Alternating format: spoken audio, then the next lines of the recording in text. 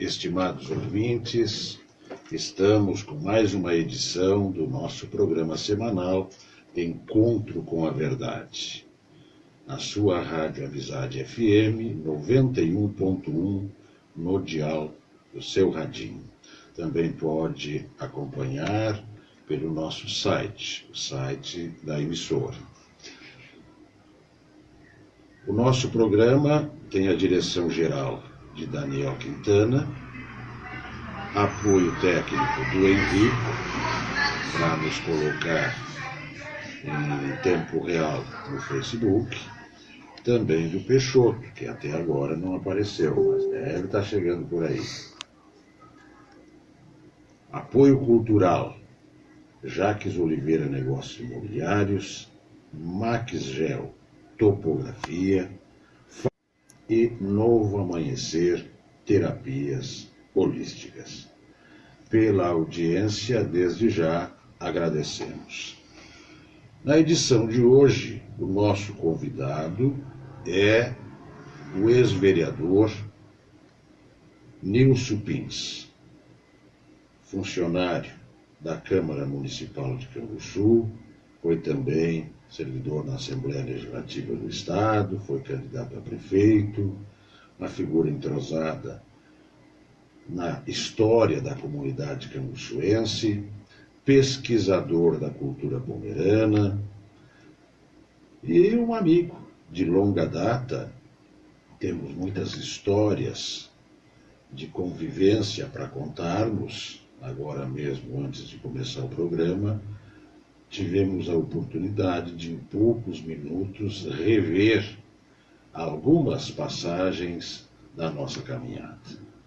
E é a ele, ao Nilson Pins, que nós passamos a palavra para as suas considerações iniciais. Fica à vontade, meu amigo. Boa tarde, Claudomar. Boa tarde, ouvintes da Rádio Amiga. Para mim é um privilégio estar aqui junto contigo no teu programa, Encontro com a Verdade. E, em primeiro lugar, te agradecer a gentileza, né, de estar aqui hoje, podendo participar e dizer da admiração pessoal, né, que eu tenho por ti, pela tua capacidade.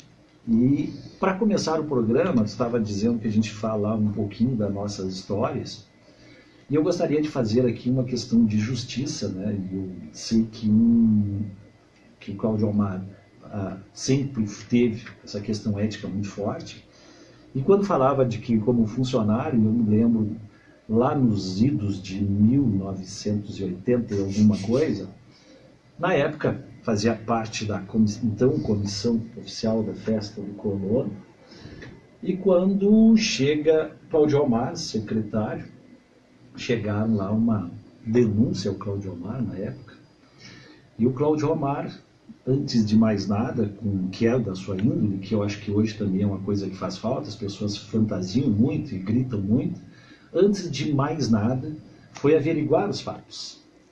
Passado algum tempo, ele nunca tinha me dito isso, estava ele já na Secretaria da Saúde, se eu não me engano. É verdade. E chego lá, um dia nós fazíamos as nossas reuniões da Comissão da Festa do Colono lá. Quando me roubaram uma cachaça, lembra? É verdade. E quando chegamos, nós perguntamos, e um dia ele chegou e me entregou a chave da secretaria.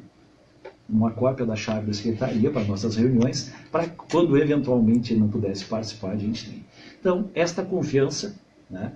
Então, por termos de gratidão aqui, fazer esse registro, né, da forma e da conduta, e um agradecimento, né?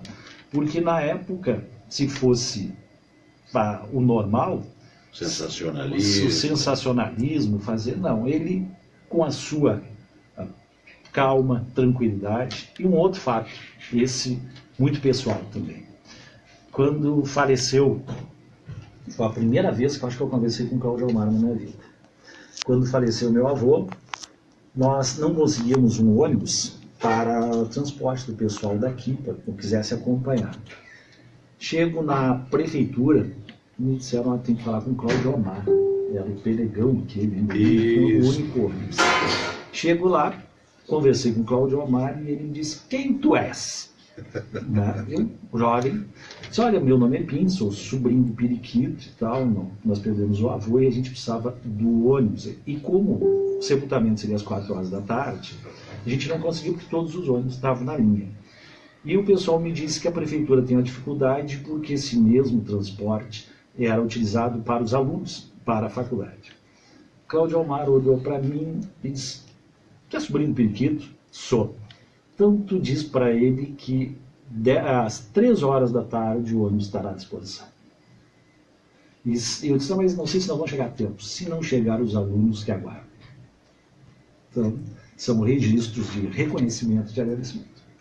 Das nossas cervejas. Não posso falar, né? Da cerveja, da cachaça que tinha, né? Isso, eu, o Eno Ciffer, Mário Miller, Paulinho Oliveira, Egon, tudo gente boa. Rogério, tudo tá? Gente boa. Uma comissão que nós nos reunimos durante todo o ano, né, para a organização da secretaria ao lado do gabinete. Do lado do gabinete, onde nós nos reunimos e acabávamos fazendo uma janta, tinha uma cozinha ali. Isso. E a gente é onde nós organizávamos na época, né, e que eu acho que hoje deveria retornar, já dentro dessa questão da cultura pomerana, que eram os bailes distritais, né, Cláudio Almar?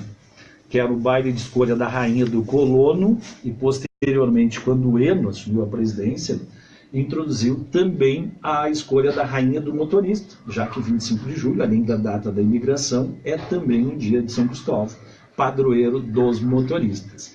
E aquela comissão festiva, né, extremamente participativa, a gente aproveitava o Cláudio Almar como secretário, vou fazer aquela coisa que o pessoal costuma falar de político, ganha bem, ganha bem, vamos tomar cerveja dele, né? Isso. De vez em quando ele trazia, o pessoal, os funcionários faziam lá, nós acabávamos usando as minhas galinhas, fazia um carreteiro. Normalmente, quando nós resolvíamos fazer, nós não tinha mais açougue aberto, e a cerveja do Cláudio Almar era bem mais em conta, né? Nós apenas deixávamos um bilhete solicitando o reabastecimento para a próxima reunião. Já estamos com a participação da nossa estimada amiga, a professora Gislaine Krieger Gritzmann, o Edson, mestre Dunga, como a gente carinhosamente o chama, Marlene Cruz do Amaral, Maria Juraci Duarte Silveira, o Nil Júnior, certamente longe daqui, mas nos acompanhando, a Tatiane Furtado da Fontoura, José Tim, Amara Buchweitz, Francisco Oliveira, Márcio Nunes, Bernadette Santo e a Veridiana Souza. Nil Júnior nos deseja uma boa tarde e o José Tim nos manda um grande abraço. O mestre Nunes também está na audiência. Professor Pins, me diz uma coisa, o que aconteceu com as festividades alusivas ao colono e ao motorista no nosso município? Cláudio Almar, na realidade, na medida que nós fomos nos desligando, eu, Mário e algumas pessoas, acabou a desmotivação. E com isso acabou, inclusive, a comissão oficial, que ela, inclusive, prevista em legislação, essa comissão, sim, pelos próprios prefeitos, acabaram não mais ocorrendo. Em função disso, nós tivemos 1 ou 2 anos que não houve uma festa oficial do colono. Isto permitiu que a iniciativa privada começasse a fazer e, com isso, o próprio município acabou se eximindo da responsabilidade. O que eu, pessoalmente, lamento. Acho que todos têm o direito de fazer, inclusive eu. Não posso aqui dizer que não, porque à medida que o município parou de fazer, eu comecei também a fazer a Colonista em Festa, que era lá na residência da dona Wanda Fentes. Acabei também, com o tempo, a idade vai pegando, a gente vai acabando não participando tão ativamente. Mas eu acho que está aí uma possibilidade, que é, e continua sendo o maior evento festivo do município de Canguçu, sem sombra de dúvida, inclusive feriado local, que é o dia da imigração alemã. Fruto dessa comissão, que começou com Osmar Kraus, na época, na então administração de Queca Nunes, primeira, depois ela foi instituída oficialmente pelo então prefeito Gilberto Moreira Mussi, E essa comissão, através dos eventos que promovia em todos os distritos, os bailes distritais, onde escolhiam a rainha do colono e motorista, que tinha o seu ápice com a coroação na festa oficial do colono. Resultado, fruto desses recursos, inclusive, nós temos hoje um monumento ao imigrante, que é ali na entrada da cidade, que foi feito com recursos oriundos dessas festividades. Aquele monumento é semelhante, quase igual, ao monumento que existe em Santa Cruz do Sul. A diferença que existe, as peculiaridades que tem no nosso monumento aqui, são a introdução da mulher, aqui na plantação, e a religiosidade, que nos fundos ali nós temos uma igreja. Basicamente, o outro é praticamente igual, inclusive quem fez o de Santa Cruz foi o que fez daqui. Mas com uma criatividade local, que acho que justa, a produtora rural, a mulher, né, aparece nessa foto, nesse quadro, e também a religiosidade, que é algo extremamente forte na colonização pomerana, que era os que manteve praticamente vivo. Infelizmente, fazem já alguns anos, eu acredito que mais de 15 anos, de que nós não temos, mas sobre a comissão oficial, né, que era integrada e nomeada pelo prefeito municipal e que tinha essa incumbência, então, de promover a festa do colono e motorista e a realização dos bailes distritais que serviam de motivação já para a grande festa que ocorria sempre dia 25. Festas tradicionais, eu lembro, fomos grandes colaboradores e incentivadores, tanto que nós estávamos brincando que era dentro da tua secretaria, que aconteciam essas reuniões, e dentro da estrutura da prefeitura na época, quando nós precisávamos de carro, alguma coisa, a gente não pedia, pegava, né, da sua secretaria. E nós tivemos festas que eu posso ressaltar muito grandes. A primeira festa oficial, claro, não nessa época, foi onde hoje é o Otó Chalim, então, pai, né, do Otó Chalim, organizada pelo Zezefredo Protzen. Reverendo Zezefredo Protzen, mas fugindo um pouco o estilo, até pelo medo que tinha, muito mais voltados a colonizar, a chegada dos portugueses no Brasil do que propriamente a questão alemã-pomerana. Posteriormente, com a criação, as festas começaram a ser realizadas, inclusive o primeiro monumento está localizado ali no Herval, onde hoje é a residência do Ingo Bergman, que foi construído o primeiro monumento à imigração. Na época do Érico Velar, Alberto Wink, as festas ocorriam naquela localidade. Depois, quando nós assumimos, nós começamos a tentar uma diversificação de locais, porque nós entendíamos que tínhamos em diversos pontos, embora a grande maciça maioria das festividades acontecessem no segundo distrito, começamos então a descentralizar. Realizamos uma no Iguatemi, na residência de Udo Woods, lá no Mário Miller, na Florida também, aqui várias festas no salão de Valdemar Bergman, aqui no Posto Branco, no Ingo Bleder, no Posto Branco, também foram realizadas assim, na festa.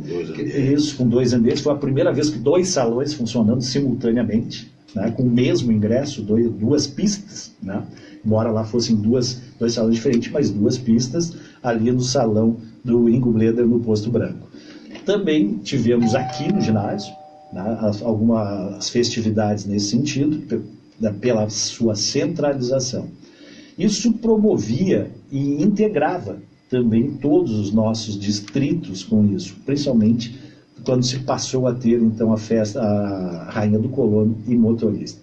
Hoje nós temos apenas 2 eventos que o pessoal procura manter muito mais com finalidade comercial, que é no Silmar Ledeburg, né, e no Breno, né, no Brenin, lá no Herval, que hoje ainda promovem a festa do colono de forma particular, muito bem organizada, diga-se de passagem, mas sem aquela participação efetiva do poder público e voltada às origens que é da imigração. Pois é uma lástima que isso tenha acontecido, né?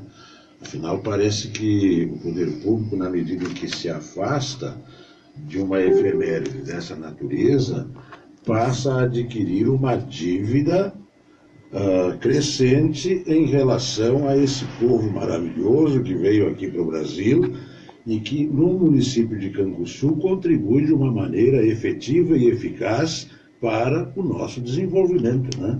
Com certeza, Cláudio Almar, eu já na questão da cultura pomerana, e eu gosto muito de fazer aqui um parêntese, né, que o pessoal costuma dizer cultura alemã. Não, nós somos pomeranos, tá? Nós somos descendentes dos Wendes, né? E a palavra Pomerânia vem de pó, morge, povo terra perto do mar ou dentro do mar. E com isso nós estamos perdendo a nossa identidade. Nós já tivemos um decréscimo muito forte na nossa identidade cultural, principalmente pós-Segunda Guerra Mundial, com as perseguições que houveram em função das atrocidades cometidas por Hitler, e que o pessoal acabou pagando aqui também, embora não tivesse nada a ver com isso. E isso faz com que, o fato de nós falarmos o pomerano e não o Hochdeutsch, né, que o alto alemão, ou o alemão lá da Europa, nós tivemos uma dificuldade maior. Isolados numa Serra dos Tapes, nós temos apenas registro disso aqui na Serra dos Tapes e no Espírito Santo, hoje esparramado no Brasil, mas frutos desta imigração. E a nossa imigração, particularmente, de Canguçu, ela é a única experiência comercial que existiu no Brasil. Com Jacob Reinhardt foi a única experiência comercial. Eu tenho um respeito muito grande, pelo fato de ter sido responsável, mas também tenho divergências muito claras com relação à forma como os nossos agricultores foram tratados aqui, ou seja, largados literalmente no meio do mato, lá em São Lourenço, e de uma certa forma explorados, tanto que os resultados inicial ali a partir da coxilha do Barão foram todos investidos na fábrica Rentes, que tem na entrada de Rio Grande, que hoje são os casarões velhos caindo lá. Isso fez com que nós nos isolássemos como povo, como cultura, e perdêssemos ao longo da nossa identidade. A única identidade que tinha, que ainda nos remetia, era exatamente a festa do colono. Nesse momento, era um momento de congraçamento de vários locais, de todos os pontos do município, onde as famílias reuniam e lembravam, se reviam às vezes apenas anualmente naquele evento. Então isso fez com que nós tivéssemos mantida muito a nossa cultura. E eu tenho brigado muito nesse sentido, Cláudio Amaro, para que a gente tenha, desde 2010, que existe aqui o PROEMPO, que é para o ensino da língua pomerana, brilhantemente feito aqui em Canguçu pela professora Denise, que faz aqui, mas que tem que estar de forma alternativa nas escolas, como tem lá no Espírito Santo. De forma alternativa para quê? Porque se nós não ensinarmos a escrever, se nós ficarmos restrita à oralidade, nós vamos desaparecer. Hoje já tem muitas palavras que nós temos dificuldade, somente as pessoas de mais idade ainda sabem a tradução. Nós aportuguesamos muito e com isso nós perdemos. Somos brasileiros e temos orgulho de ser brasileiros, mas temos que ter o direito de, assim como os japoneses têm, os espanhóis têm, os portugueses têm, de mantermos a nossa etnia viva, a nossa língua. A minha avó, Dona Melida Albertina Alvina Norimer Pins, costumava dizer: daqui na vacina, a própria ideia dele, da Schulad passa na oura nor. Ou seja, quem não aprende a sua língua mãe, a chave serve na orelha. Né?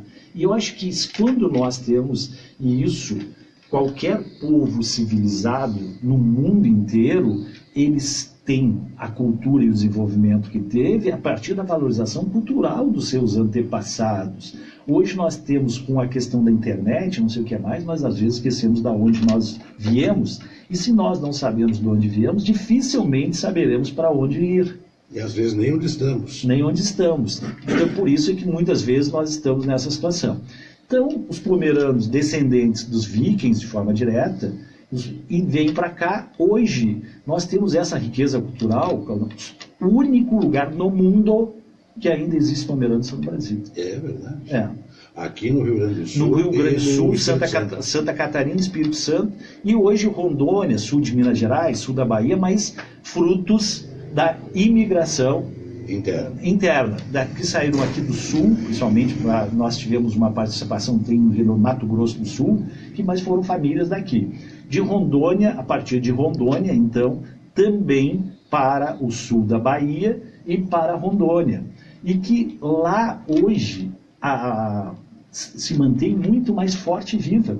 Eu estive visitando Santa Maria do Jetibá, cheguei lá de manhã, tipo, onde é que eu estou?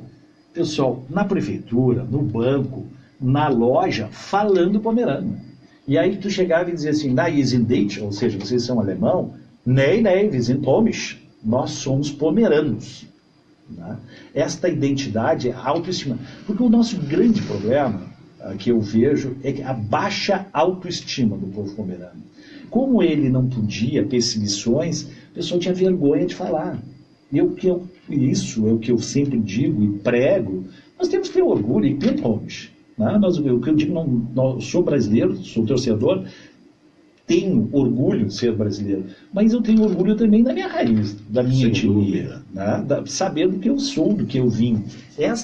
Hoje, com a internet, nesse sentido, ela é extremamente benéfica, à medida que ela mostra, e mostra hoje já escrita, porque o que diziam pra gente quando a gente fazia aquelas festas, e tu deve lembrar, mas vocês nem bandeira vocês têm, essa língua de vocês não existe. E na realidade não é isso. Né? Nós temos a bandeira da Pomerânia, ela tem um grifo, que é um leão com uma cabeça de águia, que tem o seguinte significado. A águia, para enxergar o inimigo longe, que enxerga mais. E o leão, a força do leão. Já que eles eram localizados na Polônia, junto ao Mar Báltico, né, era a principal saída. Eles, a cada 2 anos, tinham que enfrentar uma guerra.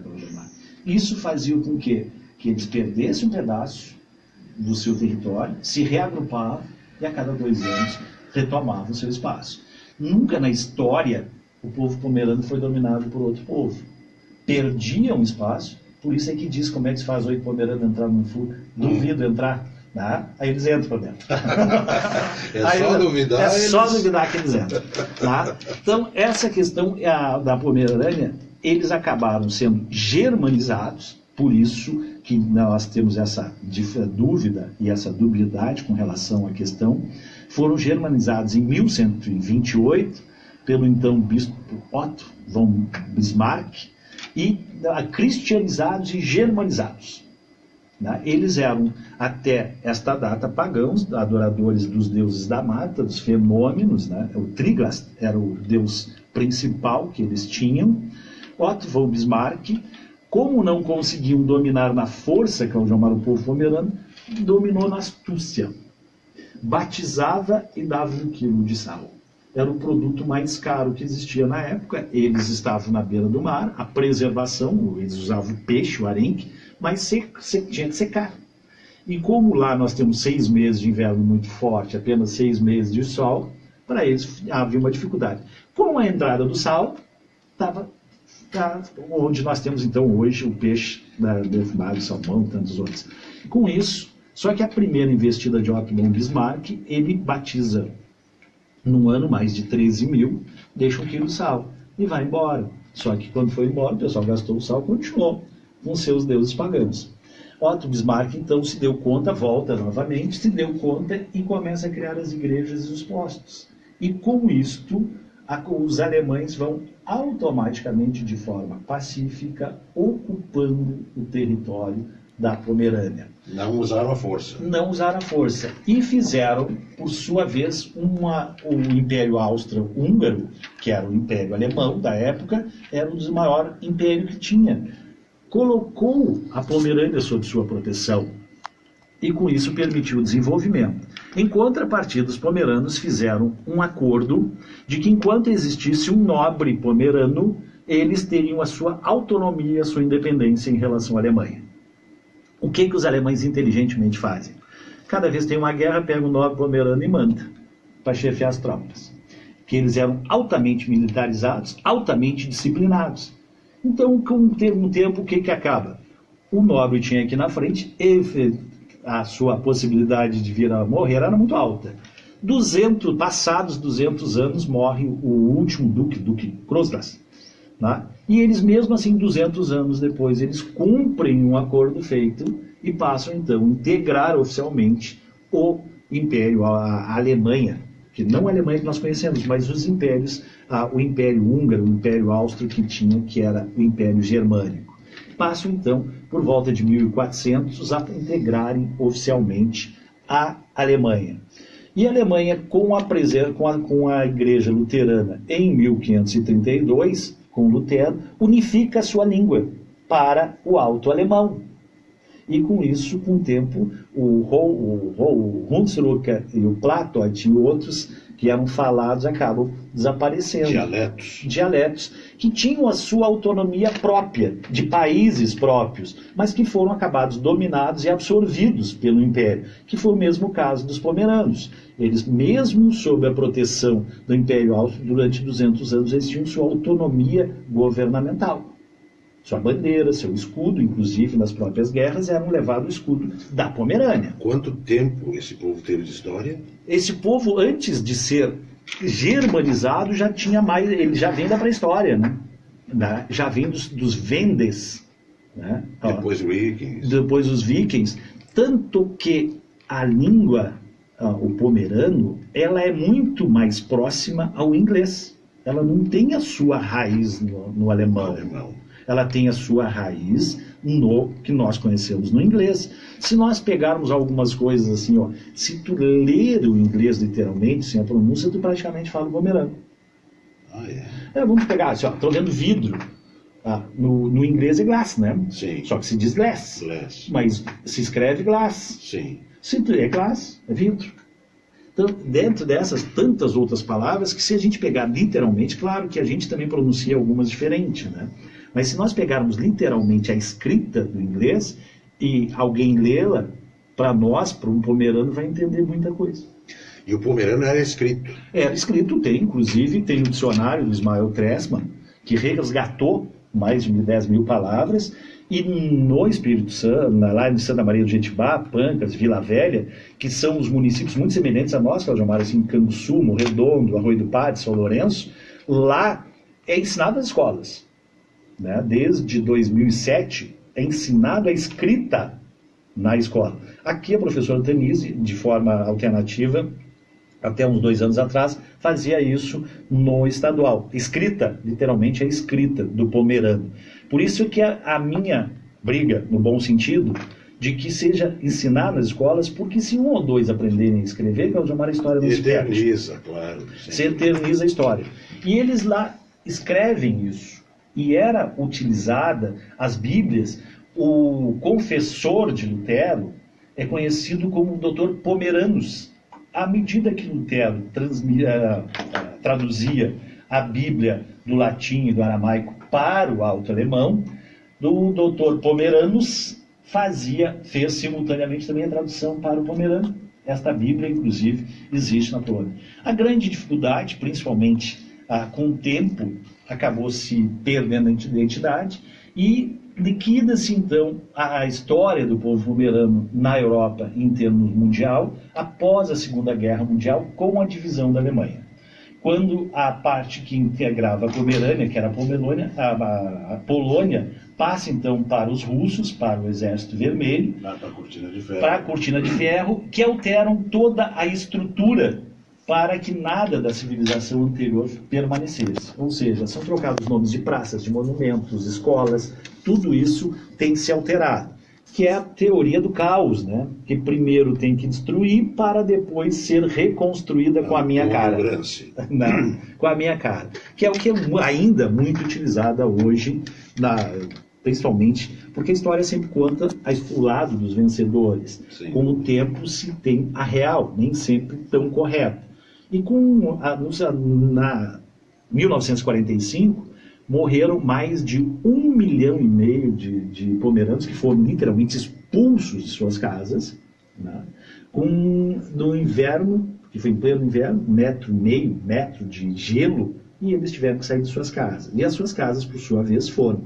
E eles não conseguiam nem atravessar para o outro lado, nem antes. Claro que a nossa realidade aqui, a nossa colonização só sobreviveu, a nossa é de 1857, 1858, quando começam a vir.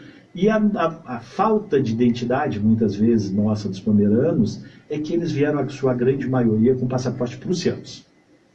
Porque a Alemanha, já em 1857, dificultava um pouco a imigração porque a Alemanha tinha interesse de divulgação da Igreja Luterana na América. Então, ela só permitia que a partir de 20 famílias saíssem, desde que acompanhadas de um pastor. E como isso ficou um tanto difícil, os pomeranos, que eram os primeiros pobres, os servos, né? Eles eram, na realidade, os servos, os pobres, e que tiveram que sair à busca de terras, porque com a mecanização que acontecia na Europa, eles não tinham mais serviço. Então eles saem pela Prússia, mas pela Prússia, como a Alemanha, muitos pobres estavam indo para a Prússia abre os portos para a imigração, mas com a seguinte condição: teu passaporte fica preso, tu não podes voltar mais, tu perdes a cidadania. Então eles chegaram aqui no Brasil, largados no meio do mato, sem passaporte para voltar, sem saber onde estavam, e numa terra para explorar. E como aqui foi uma experiência comercial... Isso na segunda metade do século XIX. Na segunda metade do século XIX. Eles chegam no Brasil aqui, em São Lourenço mais especificamente, na Coxilha do Barão, onde tinham sido construídas algumas casas, com a expectativa de cada um ter 25 hectares, e, no entanto, só que nós estamos falando da Serra dos Tapes, na época, literalmente fechada. Então chegaram e dizem, olha, aquele pedaço de mato ali é teu, aquele outro pedaço de mato ali é teu, e agora tu te vira. O governo é que dizia isso? Não, porque aqui foi uma experiência comercial. Jacob Hangels compra uma área, vai ao governo imperial, consegue dinheiro para ocupar esta área. Porque se nós formos a São Lourenço, se tu for à direita da 116, tu vai ver que é extremamente plano. Sim. A esquerda começa, e nós vamos aqui por dentro, pela 265, o que acontecia? Nós tínhamos lá os grandes fazendeiros, que o gado fugia e o negro, na época escravo, fugia também. Então o que ele faz? Vendeu aquelas terras extremamente baratas para que elas fossem colonizadas, e com isso havia uma barreira natural. Os próprios colonos eles iam ter que fazer a barreira, senão o gado acabaria usando. E com isso, eles tiveram que se autodeterminarem. Eu sempre conto, vou falar com a tarde, eu sempre conto uma história das minhas gravações, de uma professora que contava a história da avó dela, que quando estava no 3º ano no Brasil, lá da Picada Feliz, interior de São Lourenço. Ela, no 3º ano, a avó dela tinha 15, 16 anos, foi até a Coxilha do Barão buscar 15 quilos de semente de batata, uma lata, né? que é uma lata, 15 quilos, para plantação. No 3º ano eles iam ter a primeira plantação. Quando colheram a batata, eles eram extremamente religiosos, ficaram na volta da mesa, se reuniram e começaram a rezar e a chorar. E eu perguntei, mas chorar por quê? E ela disse, o choro não é de tristeza, o choro é de alegria. A partir de hoje não morreremos de fome, temos batata para comer. E o que essa gente comeu? Inhame e caça. Extrativismo. Inhame e caça, porque ficaram meio no ato. O nosso administrador distrital vem deles, porque eles tiveram que se organizar, literalmente se organizar, abrir as picadas, né? Então eles acabaram se organizando. Só que como eles trouxeram uma cultura europeia, o que eles fizeram? Escola tinha que ter os filhos, e eles conseguiram se organizar. Tanto que eles, depois de 4 anos aqui, eles acabam aprisionando o Jacob Hangels e não o mataram, porque ele não entregava a posse da terra, a propriedade. Por quê? Porque tu tinha que comprar a semente dele e tinha que vender o produto para ele pelo preço que ele queria e do jeito que ele queria, porque na realidade as pessoas não sabiam nem onde estavam. Isso era um feudo. Um feudo. E o que acontece? Eles acabam se revoltando e com isso vem então a polícia, que começa, mas apenas para repressão, não para ajuda. Quando, no entanto, esse susto que Jacob Hangels leva, né, e o medo de que eventualmente pudesse matá-lo, ele vai então cuidar dos seus investimentos em Rio Grande e traz para cá o seu genro, que era esse, por sua vez, sim, esse teve uma nova mentalidade. Ele cria a igreja ali, que é onde tem o Coxilha do Barão, ele cria uma infraestrutura e pede então ao governo que permita que sejam abertas escolas. E a partir daí então nós começamos lentamente a ter o desenvolvimento. né? Porque aí eles começam a poder vender comercialmente melhor. Tudo isso dentro do Império ainda. Tudo dentro do Império. E a nossa migração, a nossa aqui de Canguçu, é resultado da migração, porque nós vamos tendo espaço. O livro, que eu espero publicar, tem exatamente nesse sentido, que é a migração interna. E a minha base da minha teoria, Cláudio Mar, é em cima das igrejas luteranas. Porque se nós pegarmos a data de fundação das igrejas, nós vamos ver que nós vamos vindo lá do Coxilha do Barão, Travessão Taquaral, Campos Quevedos, né? Tanto é que nós temos Comunidade Bom Jesus 1, Comunidade Bom Jesus 2, à medida eles vêm vindo para cá, em direção ao Herval e Canguçu. Claro que nós tivemos aqui também a migração do interior de Pelotas. A igreja mais antiga que nós temos é a da Favila, né? A escolar religiosa da Favila, que é de 1896. E também a São João do Herval, simultaneamente, 1896. Esta é a minha tese, né? Da migração dos pomeranos, e alguns alemães dentro daqui. Que, claro, que com o tempo vieram diretos também, né? Não vamos dizer apenas as descendências. Nós tivemos um incremento da imigração, principalmente próximo da Guerra Mundial, que já tinha aqui alguns parentes, alguns pessoal que vieram, aí sim, já alemães. E aqui nesse interior de Morredondo, que sim, realmente eram imigrantes alemães. Mas a nossa migração aqui, especificamente, Canguçu, Arroio do Padre, São Lourenço e de Pomeranos. Que coisa fantástica, um estudo belíssimo. Tu tens realizado palestras, a gente acompanha, vê seguidamente. Na realidade, isso, como eu disse, é a questão da autoestima, né, Cláudio Amara? O mundo às vezes dá volta e tem algumas coisas que tu não explica. Eu, quando fui trabalhar, na época do Nelson Grigolete, na Casa da Cultura, chego na Casa da Cultura, falecida Marlene Coelho lá, tinha uma reunião de encontro de história, e ela olhou para mim e disse: dessa tua gente não tem nada aqui. E eu me senti, naquele momento, ofendido, literalmente ofendido. Mas eu sei que ela não fez isso por maldade. Provocação. Me faz a provocação e eu olho para ela e digo: não tinha. Porque eu vou provar para a senhora que dentro de 20, 30 dias já vai ter uma coisa nessa biblioteca. E a partir daí, então, comecei a estudar algumas coisas e acabei pegando gosto. Então, hoje, na realidade, eu não posso chegar numa festa, principalmente religiosa, sem ir no cemitério. Porque ali está o registro. Né? Ali está o registro das primeiras pessoas, porque pela lápide tu sabe, né? Que idade, tipo 1857, ele veio de lá. Não podia ser daqui, certo? E a data de falecimento. E depois a sequência das famílias, né? Dos sobrenomes que nós temos. E essa questão da religiosidade, que é extremamente forte, porque se nós pegarmos as igrejas, e daí também é outra razão da questão de ter esta base teórica para a pesquisa, de que a igreja sempre era o ponto mais alto. As casas eram no ponto mais baixo porque era sempre ao lado do arroio. Porque cientificamente tu fica até 30 e poucos, até 40 dias, que não é por acaso o jejum de Cristo ser 40 dias, sem te alimentar, mas não fica 72 horas sem água. Né? Então, por isso que as casas ficavam próximas sempre do arroio. Né? Faziam as casas no estilo entrelaçadas. E a igreja no ponto mais alto, para que da onde eles estivessem, eles conseguissem enxergar a igreja. Porque eles, no primeiro momento da desilusão, porque eles a maioria veio para o Brasil, influenciado pela Carta de Búfalo dos Estados Unidos, que foi esparramada na Europa, dizendo que na América tinha terra e carne à vontade. E eles acabam chegando aqui encontrando mato. Isso fez com que eles se apegassem muito à sua religiosidade, à fé. Somente a nossa fé está em Cristo, né? Em Deus. E essa religiosidade também se nota nas suas bagagens. Porque eles pagavam por quilo a bagagem. A gente pagar a sua passagem tinha que pagar pela bagagem. Eles deixavam de trazer 1 quilo de semente para trazer a Bíblia.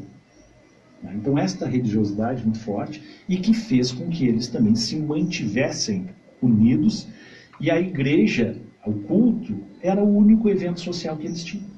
de encontro, de congressamento. Aí também nós temos uma outra curiosidade, uma outra peculiaridade nossa, Cláudia Amaro, que são as igrejas evangélicas luteranas independentes, que só existem na nossa região aqui. Por que isto?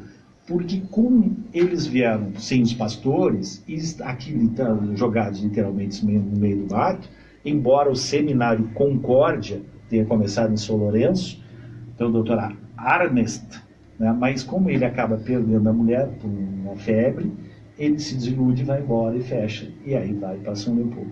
E nós ficamos então sem. Então o que aconteceu? A pessoa mais instruída, ela passou a ser o pastor. Ela fazia a leitura da Bíblia e ao mesmo tempo era o professor. Na minha pesquisa, Cláudio Amaro, eu encontrei só um pomerano analfabeto. E com todo o respeito que ele merece, é meu amigo de preguiça, porque ele mora bem pertinho da escola. Né? De preguiça. E isso era uma curiosidade. E acabei chegando à seguinte conclusão, lendo os estatutos das comunidades religiosas. Todos os estatutos, desde 1800 e pouco, têm no seu estatuto religioso, é uma sociedade religiosa escolar. Porque como eles não podiam ter aí templo, nós ainda estamos nesta época, o Brasil era católico, então não se admitia nenhuma outra religião. Então eles acharam o jeitinho, né, de tornar uma sociedade religiosa escolar. E nesses estatutos torna obrigatório o menino aos 7 anos ir à escola e a menina aos 8 anos ir à escola. 6 meses, principalmente naquele intervalo. Acabava, às vezes, morando na casa do pastor. Quem não o fizesse era expulso da igreja. E isso era a maior vergonha que alguém poderia passar. Ser expulso da igreja, ser expulso do convívio. Então, com isso, nós não temos praticamente, quase quiser, a questão do analfabetismo. Isto vindo de lá, né? Ou seja, mesmo com todas as dificuldades de abrirem picadas, de terem que fazer, mas havia preocupação na questão cultural e educacional.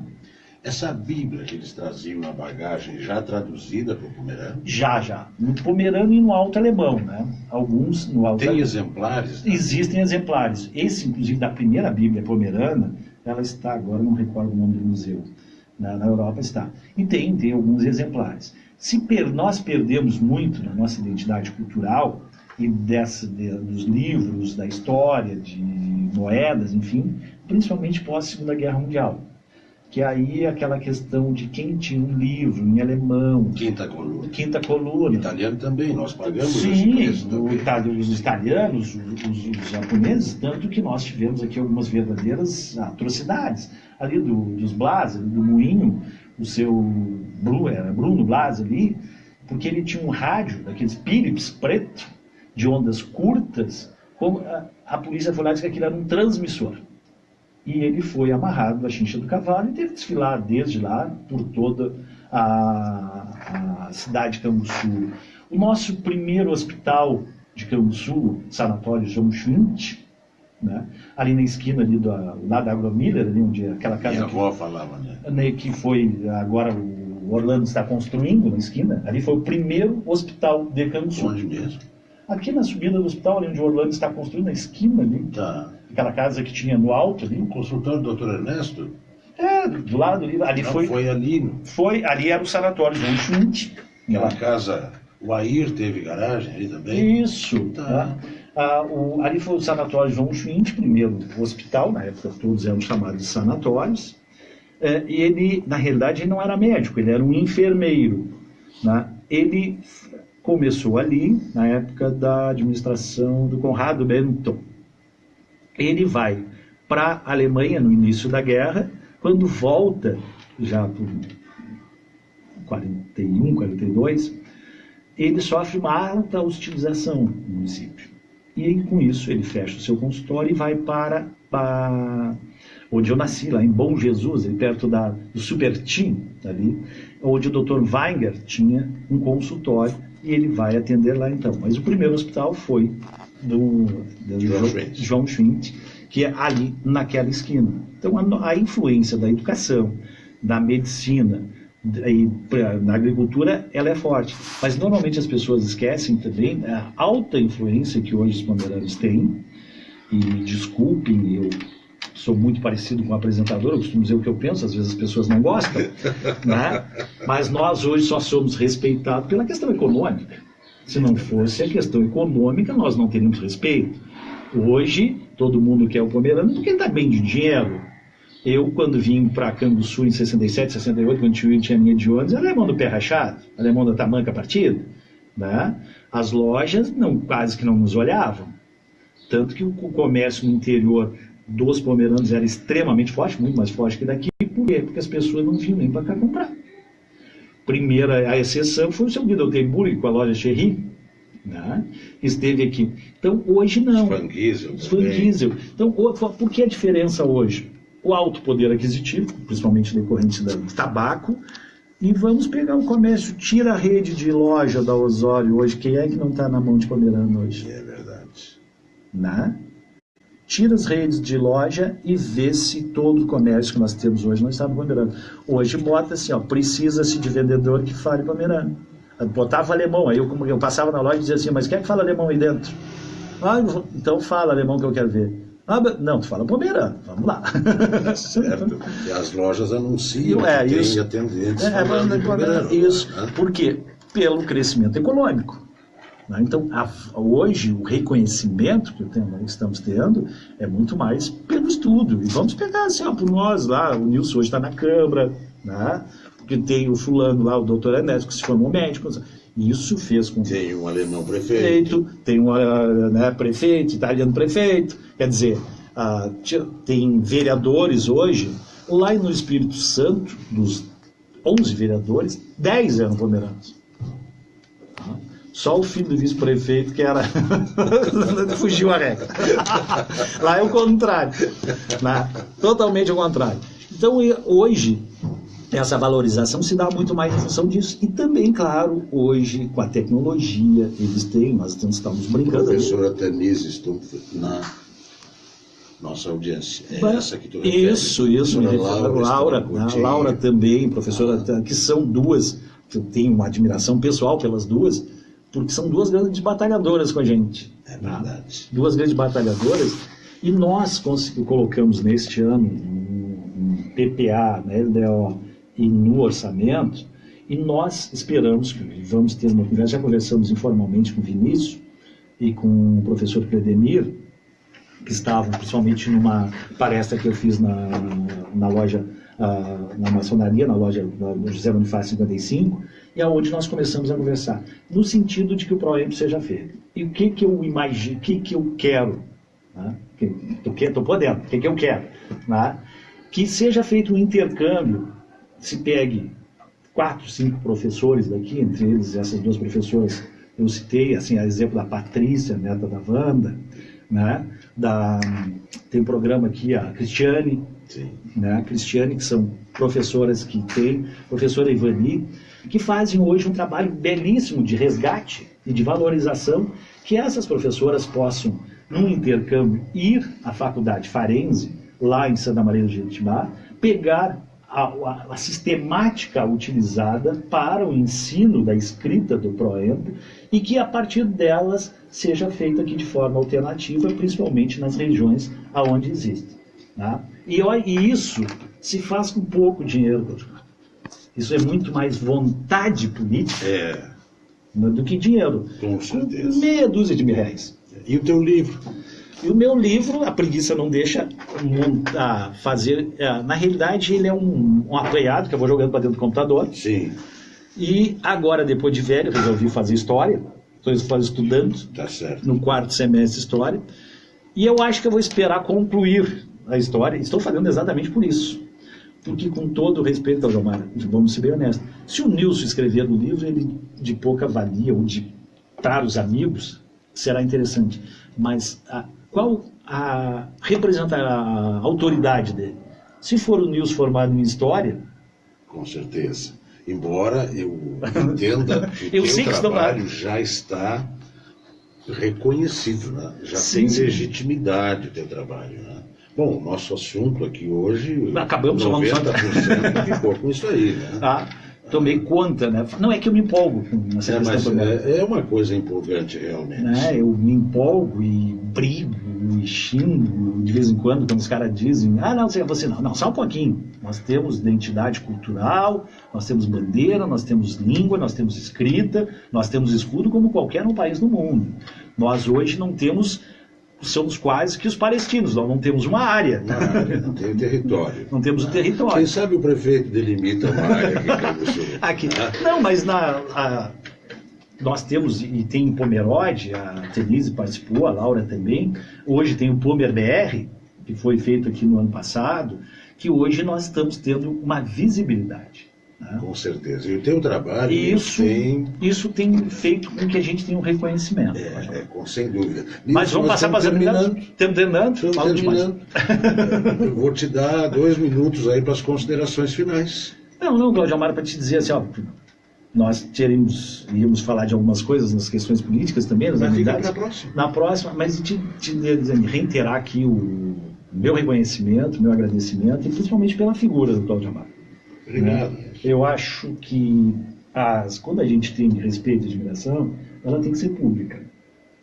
Né? Ela tem que ser pública, e acho que tu tem feito, tenho convicção disso, de que tu tem feito um trabalho belíssimo, muitas vezes incompreendido, pela tua forma direta, autêntica de ser, e de dizer e de pensar, mas também sei que através dessa forma, às vezes, um pouco rude para quem não te conhece, tem um grande coração. Obrigado. E isso eu tenho convicção, que nós, inclusive, tivemos, nunca uma desavenças, mas algumas contrariedades. Os destinos nos colocaram. Algumas contrariedades, e isso nunca impediu de me tratar sempre com a fidalguia, com respeito, e fiz esse registro no início do programa, onde na época poderia ter feito, né, um sensacionalismo em cima de algo, mas tu sempre teve uma questão ética e moral que sempre te norteou e que às vezes é incompreendida. Então quero deixar aqui os cumprimentos pelo teu programa e os cumprimentos principalmente para a pessoa, para o cidadão Cláudio Amaro. Muito obrigado, Nilson. Obrigado de verdade. É o que eu digo, né? Se eu não posso viver num mundo justo e perfeito, pelo menos eu luto para que esse mundo seja o menos injusto e o menos imperfeito, né? Na realidade, então, te dizer assim, obrigado e desculpa o massacre aqui, né? Não, foi uma honra muito grande. Desculpa o massacre e cumprimentos ao teu guri, né? Que seja também agora vestibulando, né? Calor, que tenha sucesso e que com 17 anos esse resultado do DNA e do professor Cláudio Amaro, né, com 17 anos ingressando no direito, e que consigas realmente, estávamos conversando aí, termos um delegado da Polícia Federal. Eu acho que pela tua formação, né, familiar, isso já vai te credenciar e muito, e é uma das poucas instituições ainda neste país que fazem algo que nós possamos nos orgulhar. Muito bem. Estimados ouvintes, obrigado pela audiência. Mais uma vez agradecemos ao nosso convidado por ter aceitado o nosso convite e ter dado esta verdadeira aula a respeito da cultura pomerana no nosso município e em grande parte do Brasil. Um abraço a todos.